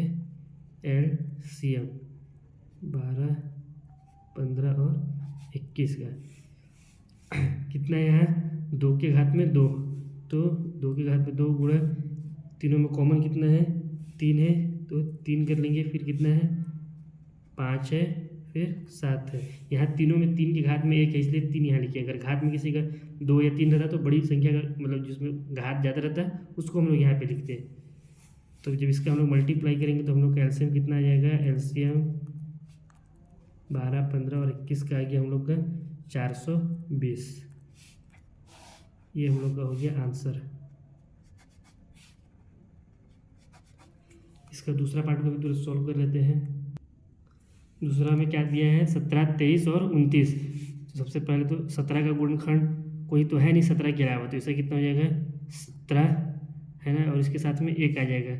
इसी तरह से 23 का गुणनखंड कितना हो गया 23 गुणा में 1, और 29 का 29 गुणा में 1। जैसे 17 का अगर हम लोग यहाँ पे निकालेंगे भी अभाज्य गुणनखंड तो 17 तो 17 से ही जाएगा एक बार में। अब यहाँ इसके साथ कुछ नहीं रहेगा, यानी गुणा मल्टीप्लाई में 1 लिख सकते हैं हम लोग अपने तरफ से। इसका जो एचसीएफ आ गया कितना आ गया एचसीएफ 17, 23 और 29। इसका एचसीएफ कितना आ गया, तीनों में जो कॉमन संख्या है वेनिस्ट कितना है 1, तो इसका एचसीएफ आ गया 1। अब एलसीएम इसी तरह से हम लोग नीचे लिख लेंगे एलसीएम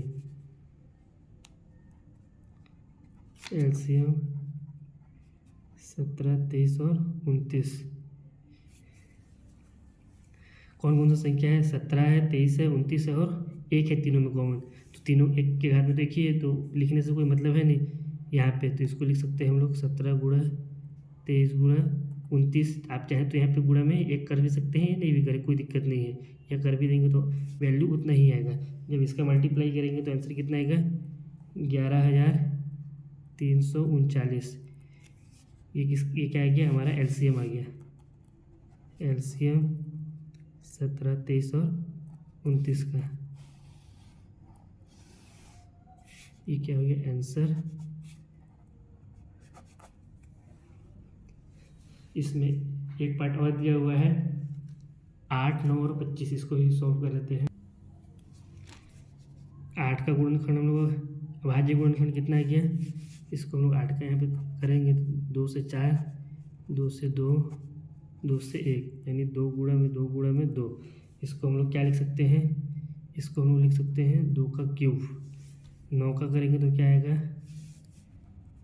3 से जाएगा 9, 3 × 9, 3 × 3, 3 गुणा में 3, और 25 से करेंगे तो क्या हो जाएगा 25, 5 गुणा में 5 आएगा। आप लोग करके देख लीजिएगा। तो इसको हम लोग क्या लिख सकते हैं 3 का स्क्वायर, और ये क्या हो गया 5 का स्क्वायर। अब हम लोग यहाँ पे एचसीएफ देखें, इसका एचसीएफ 8, 9 और 25 का, तो ऐसे क्या होता है दी गई संख्याओं का उभयनिष्ठ गुणनखंड। अब इसमें कोई उभयनिष्ठ तो है नहीं, तो इसमें क्या कर देंगे, एक का मल्टीप्लाई कर देंगे। तो इसका एचसीएफ कितना आ गया हम लोग का, एक आ गया। अब एलसीएम इसी तरह से कर सकते हैं, एलसीएम 8, 9 और 25 का। तो एलसीएम हम लोग का कितना आ जाएगा इसका, 2 का क्यूब गुणा 3 का स्क्वायर गुणा 5 का स्क्वायर। ये कितना आ जाएगा, आप लोग इसको गुणा करेंगे तो 2 × 2 × 2 गुणा में 3 गुणा 3 गुणा 5 गुणा 5। इसको जब हम लोग सॉल्व करेंगे तो आ जाएगा 1800। ये हम लोग का क्या हो गया, एलसीएम 8, 9 और 25 का। इससे एक बात हम लोग का साफ हो गया, जो हम लोग पीछे पॉइंट पढ़े थे एचसीएफ और एलसीएम में, कि एचसीएफ हमेशा दी गई संख्या से छोटा आता है और एलसीएम हमेशा दी गई संख्या से बड़ा आता है। अब हम लोग क्वेश्चन नंबर 4 को सॉल्व करते हैं। क्वेश्चन नंबर 4 क्या दिया हुआ है, क्वेश्चन नंबर 4 में बोल रहा है एचसीएफ 306 और 657 बराबर 9। मतलब हम लोग को बोल रहा है कि 306 और 657 का जो एचसीएफ है वो कितना है, 9 दिया हुआ है। तो बोल रहा है एलसीएम 306 और 657 ज्ञात कीजिए। तो इसका हम लोग हल लिख लेते हैं। क्या क्या दिया हुआ है पहले उसको लिख लेते हैं। दिया है पहली संख्या, फर्स्ट संख्या कितना दिया है, 306। और दूसरा संख्या जो है सेकंड संख्या वो कितना दिया हुआ है, 657। और क्या दिया हुआ है, एचसीएफ कितना है हम लोग, एचसीएफ 9। और क्या फाइंड करने के लिए बोल रहा है, एलसीएम ज्ञात करने के लिए बोल रहा है हम लोग को। हम लोग क्या जानते हैं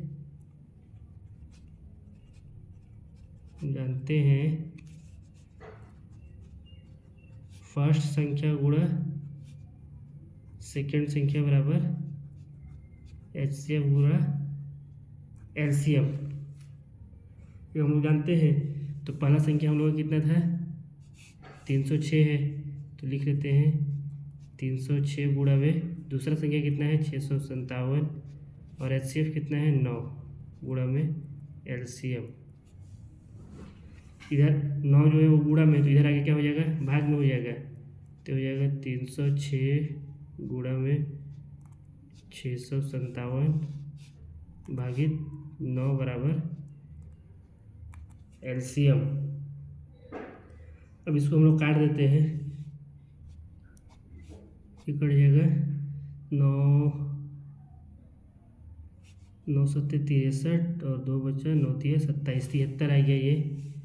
तो हम लोग का जो एलसीएम कितना आ गया, एलसीएम बराबर 306 गुणा में 73। जब इसका गुणा करेंगे हम लोग तो इसका आंसर कितना आ जाएगा,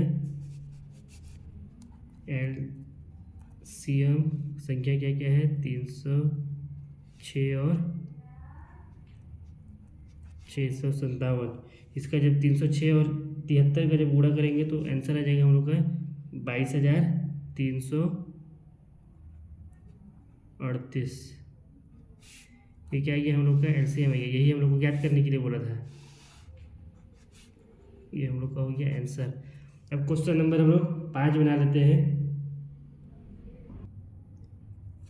क्वेश्चन नंबर 5 में क्या दिया हुआ है, जांच कीजिए कि क्या किसी प्राकृत संख्या n के लिए संख्या 6 के घात में n अंक 0 पर समाप्त हो सकता है।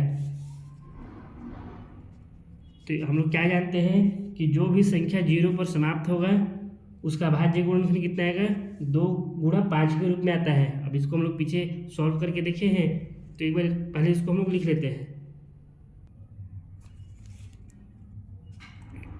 क्योंकि जो संख्या 0 पर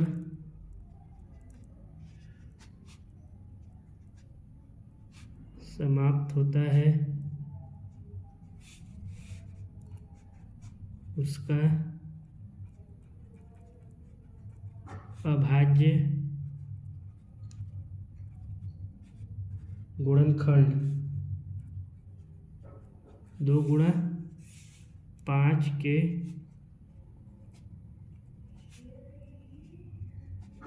रूप में आता है या होता है। नाउ अब हम लोग क्या करेंगे, संख्या कितना दिया हुआ है 6 के घात में n, 6 के घात में n का गुणनखंड। अब इसका अगर हम लोग गुणनखंड देखें तो इसका गुणनखंड कितना आएगा 6 के घात में n का गुणनखंड 2 गुणा 3 आएगा, इसके घात में n, 6 का अगर हम लोग गुणनखंड निकालेंगे तो 2 गुणा 3 ही आएगा।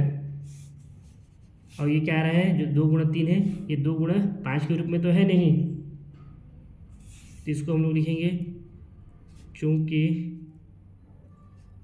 संख्या 6 के घात में n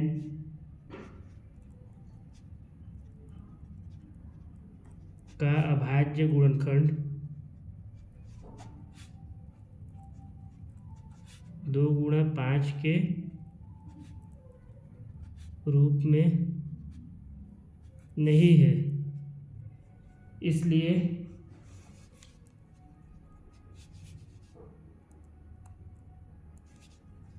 n के किसी मान के लिए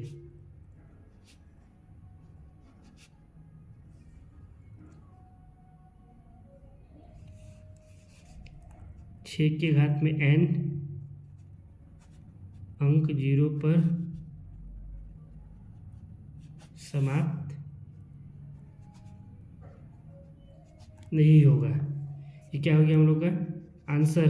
अगर हम लोग यहाँ पे n के पावर में अगर हम लोग कुछ भी संख्या रखेंगे अगर, है ना, यहाँ पे हम लोग दो रख ले, 3 रख ले, 4 रख ले, तो उसका अंक जो है वो 0 पर समाप्त नहीं होगा, क्योंकि इसका जो गुणनखंड है 2 गुणा 5 के रूप में नहीं। अगर इसको हम लोग रख के देख भी लें, जैसे यहाँ दिया है 2 गुणा 3, इसके घात में अगर हम लोग 2 रख लें तो कितना हो जाएगा, ये हो जाएगा 6, और 6 के पावर में 2 कितना हो जाएगा, ये 36 हो जाएगा। अंक जो 0 पर ये समाप्त हो रहा ही नहीं है, और ये होगा ही नहीं। क्यों नहीं होगा, क्योंकि इसका जो गुणनखंड है अभाज्य गुणनखंड 2 गुणा 5 के रूप में नहीं है।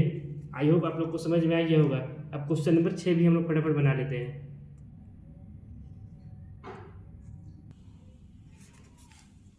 क्वेश्चन 6 में बोल रहा है व्याख्या कीजिए कि 7 गुणा 11 गुणा 13 प्लस 13 और 7 गुणा 6 गुणा 5 गुणा 4 गुणा 3 गुणा 2 गुणा 1 प्लस 5 भाज्य संख्याएं क्यों है। अब हमसे ये पूछ रहा है कि ये जो संख्या दी हुई है ये एक अलग संख्या है और ये एक पूरा अलग संख्या है। ये यहाँ पे ये 2 संख्या हो गई, तो ये हमसे पूछ रहा है कि ये जो दोनों संख्या दी हुई है ये भाज्य संख्या क्यों है। हम लोग को इसका व्याख्या करना है, तो इसको हम लोग लिख लेते हैं। हम लोग क्या जानते हैं भाज्य संख्या क्या होती है। भाज्य संख्या वे संख्या होती है जिसका दी गई संख्या और 1 के अलावा भी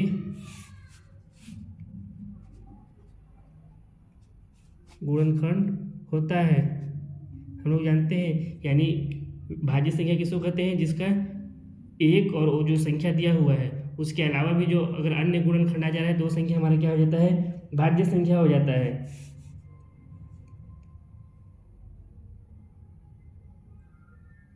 अब इसको हम लोग संख्या को लिख लेंगे जो संख्या दिया हुआ है, 7 गुणा 11 गुणा 13 प्लस 13, और दूसरा संख्या क्या दिया हुआ है 7 गुणा 6 गुणा 5 गुणा 4 गुणा 3 गुणा प्लस 5। अगर इसको हम लोग ध्यान से देखें तो यहाँ पे गुणा का चिन्ह है और बीच में क्या है प्लस, है ना, यानी इसकी इधर का ये संख्या एक तरफ हो गया और ये संख्या दूसरी साइड हो गया। तो इसमें से यहाँ भी 13 है, यहाँ भी 13 है, एक 13 को हम लोग यहाँ से कॉमन ले लेंगे, दोनों तरफ दोनों साइड 13 है, तो क्या बच जाएगा यहाँ 7 गुणा 11 और यहाँ 13 को कॉमन ले ली तो क्या बचा 1, फिर प्लस यहाँ से 13 को कॉमन ली तो क्या बचा 1, तो ये कितना हो जाएगा 13 कॉमन हो गया, 7 गुणा 11 कितना हो जाएगा 77, 77 एकम 77, तो हो गया हम लोग का 77, बीच में प्लस का चिन्ह और यहाँ कितना है 1, तो ये कितना हो गया 13 और ये हो गया 78। इनके बीच में कोई निशान नहीं है, यानी यहाँ पे गुणा का चिन्ह है। ये कितना हो गया 13 गुणा 78 आ गया। अब ये अब यहाँ पे देखिए हम लोग तो ये गुणनखंड के रूप में नहीं आया है बल्कि एक संख्या के रूप में आया है। इसका 1 से ज़्यादा भी 2 से भी ज़्यादा क्या आ रहा है गुणनखंड आ रहा है। अगर इसका हम लोग अगर 78 का अगर गुणनखंड देखें एग्जाम्पल के, तो 78 का गुणनखंड क्या होता है, यहाँ पे निकालेंगे अगर हम लोग 78 का गुणनखंड क्या हो जाएगा, 2 से भाग जाएगा 39 आएगा, फिर ये 3 से जाएगा तो 13, और 13 से जाएगा तो 1 आएगा। तो इसका गुणनखंड क्या हो गया, 2 गुणा 3 गुणा 13। यहाँ पे कितना गुणनखंड हम लोग का हो गया, 1 2 3, फिर एक यहाँ पे दिया हुआ ही है। तो ये संख्या का गुणनखंड कितना आ रहा है, 2 से ज़्यादा आ रहा है। तो ये हम लोग का क्या हो जाएगा, अभाज्य गुणनखंड हो जाएगा। इसको हम लोग लिख भी देते हैं कि यह अभाज्य गुणनखंड, यह भाज्य संख्या है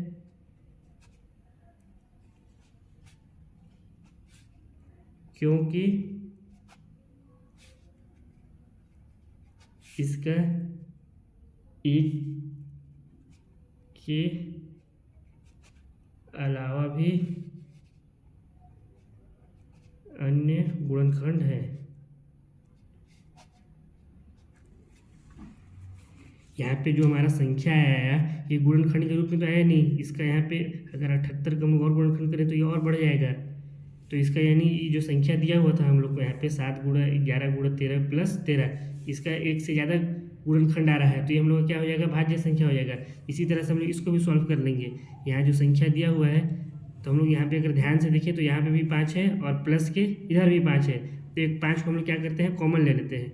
5 कॉमन ले लेते तो क्या बचा, 7 गुणा 6 गुणा 5 कॉमन हो गया तो बचा 1 गुणा 4 गुणा 3 गुणा 2 गुणा 1 प्लस यहाँ से 5 कॉमन हो गया तो क्या बचा 1। फिर इसको जब हम लोग हल करेंगे तो कितना आ जाएगा, जब इसका आप लोग मल्टीप्लाई करिएगा, गुणा करिएगा आपस में, तो ये आ जाएगा 1008। आप लोग करके देख लीजिएगा, प्लस 1 यहाँ पे आया हुआ है। अब इसका यहाँ पे मैं गुणा से करते रहूँगा तो बहुत लेट हो जाएगा, ठीक है। फिर इसको अगर हम लोग लिखेंगे तो कितना हो जाएगा, 5 और 1008 प्लस 1 कितना हो गया, 1009। ये भी क्या आ गया, संख्या के रूप में आ गया, गुणनखंड के रूप में नहीं आया है। यानी इसका भी क्या हो जाएगा, बीच में कोई निशान नहीं है, यानी गुणा का निशान है। ये भी एक संख्या के रूप में आ गया है। तो ये भी क्या हो जाएगा, हमारा भाज्य संख्या हो जाएगा। यह भाज्य संख्या है क्योंकि इसका 1 के अलावा भी अन्य गुणनखंड है। यहाँ पे ये जो मैं आपको लिखा था ना, ये सिर्फ समझाने के लिए लिखा था, आपको इसको लिखने की ज़रूरत नहीं है। आप यहाँ तक भी बस इसको छोड़ सकते हैं। उसके बाद आप इसको अपने हिसाब से भी लिख सकते हैं, इसको आप अपने हिसाब से भी लिख सकते हैं, ठीक है। तो ये हम लोग का हो गया आंसर। अब क्वेश्चन नंबर 7 को भी हम लोग सॉल्व कर लेते हैं। क्वेश्चन नंबर 7 में क्या बोल रहा है, किसी खेल के मैदान के चारों ओर एक वृत्ताकार पथ है। यानी कोई खेल का मैदान है ना, इसके चारों ओर क्या है, एक वृत्ताकार पथ है। इस मैदान का एक चक्कर लगाने में सोनिया को 18 मिनट लगते हैं। इस मैदान का पूरा एक चक्कर लगाने में सोनिया को कितने मिनट लगते हैं, 18 मिनट लगते हैं। जबकि इसी मैदान का एक चक्कर लगाने में रवि को 12 मिनट लगते हैं। अब यहाँ पे एक रवि भी है लड़का, उसको कितना मिनट लग रहा है, इस मैदान का पूरा एक चक्कर लगाने में 12 मिनट लग रहा है। मान लीजिए वे दोनों एक ही स्थान और एक ही समय पर चलना प्रारंभ करके एक ही दिशा में चलते हैं। अब ये कह रहा है ये क्वेश्चन कि वो दोनों मान लीजिए एक ही स्थान से चल रहे हैं। मान के चलिए यहाँ से वो दोनों शुरू किए चल रहा है, क्या कहा, दोनों एक ही स्थान और एक ही समय पर दोनों शुरू किए चल रहा है, एक ही दिशा में चलते हैं। यानी दोनों इस दिशा में ऐसे चलते हैं, इधर से फिर ये चक्कर घूमते हुए पूरा फिर यहाँ पे आकर के कंप्लीट करते हैं। कितने समय बाद वे पुनः प्रारंभिक स्थान पर मिलेंगे, तो कितने समय के बाद में वे दोनों फिर से इसी स्थान पर मिलेंगे। तो हम लोग यहाँ पे क्या बोला है, सोनिया को कितना मिनट लगता है, सोनिया को लगता है 18 मिनट, और रवि को कितना मिनट लगता है, रवि को लगता है 12 मिनट। तो सोनिया को अगर हम लोग यहाँ पे देखें तो 2 चक्कर लगाने में कितना मिनट लग जाएगा। कॉन्सेप्ट पहले समझिए, फिर इसको आपको मैं बताऊंगा कि इसको सॉल्व कैसे करना है। इसका कॉन्सेप्ट क्या, सोनिया अगर 2 चक्कर लगाएगी तो 18 + 18 कितना मिनट हो जाएगा, 36 मिनट। और रवि अगर इस मैदान में अगर 3 चक्कर लगाएगा तो इसको कितना मिनट लग जाएगा, रवि को 12 + 12 + 12, यानी इसको भी कितना लग जाएगा, 36 मिनट। यानी जब सोनिया 2 चक्कर लगा लेगी और रवि 3 चक्कर लगा लेगा तो हम लोग फिर से इसी स्थान पर मिलेंगे। तो ये हमसे पूछ रहा है कि इसको सॉल्व करके बताइए। ये तो कॉन्सेप्ट हो गया है, आंसर से कितना आ गया 36 मिनट के बाद वो दोनों फिर से मिलेंगे प्रारंभिक स्थान पर, इसी स्थान पर मिलेंगे। लेकिन अब इसको हम लोग कैसे सॉल्व करेंगे, तो इसमें हम लोग HCF निकालेंगे या LCM निकालेंगे? बताइए आप लोग फटाफट कमेंट करके, इसमें HCF निकलेगा या LCM निकलेगा?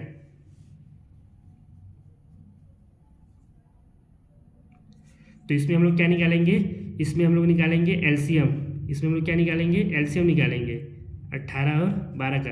अब क्यों इसमें हम लोग LCM निकालेंगे, क्योंकि यहाँ पे हमको क्या बोल रहा है कि एक 12 मिनट के बाद है और एक 18 मिनट जो इनका समय दिया है, इसके बाद हमको क्या पूछ रहा है, कितने समय के बाद वे मिलेंगे। यानी उस समय के बाद तो क्या हो जाएगा, ये समय कुछ ना कुछ बढ़ जाएगा। उस बढ़ता है किसमें है, हमेशा LCM में बढ़ता है। जो संख्या दी रहती है उससे उसका जो LCM आता है वो क्या आता है, हमेशा दी हुई संख्या से बढ़ा हुआ आता है। और HCF क्या आता है, उससे कम आता है। अगर यहाँ पे हमको बोलता है कितने समय पहले, यानी पहले से क्या हो जाता है, यहाँ पे कम हो जाता है, तब क्या निकालते हैं हम लोग HCF। लेकिन यहाँ पे क्या बोल रहा है, कितने समय बाद, तो संख्या क्या हो जाएगा, जो हमारा टाइम है वो बढ़ जाएगा।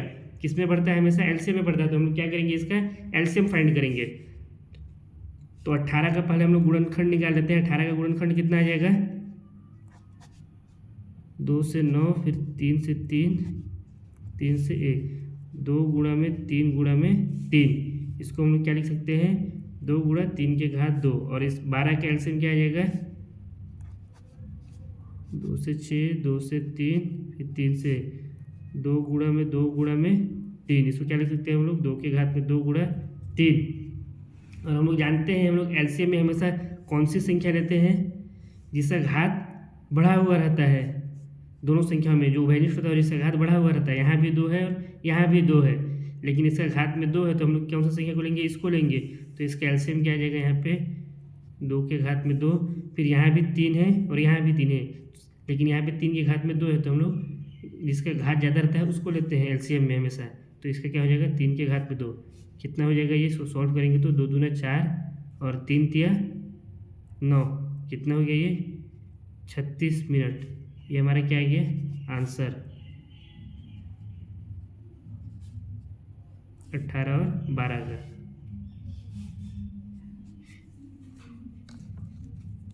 बनता है इसी मेथड से है, लेकिन ये जो है ये क्या है, ये कॉन्सेप्ट है। अगर ये आपका क्लियर रहेगा तो आपको फिर ये आपसे आसानी के साथ बन जाएगा।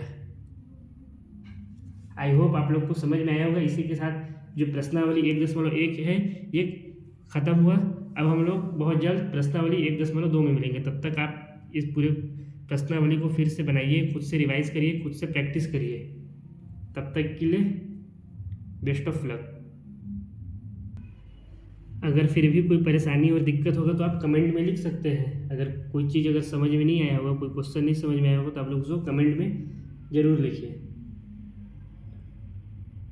अब मिलते हैं हम लोग प्रश्नावली 1.2 में। और हाँ, इस पूरे वीडियो का PDF आपको MD सर के टेलीग्राम चैनल पर मिल जाएगा। अगर आपको PDF चाहिए तो आप MD सर के टेलीग्राम चैनल पर जा कर के PDF ले सकते हैं। इसका लिंक आपको डिस्क्रिप्शन में मिल जाएगा।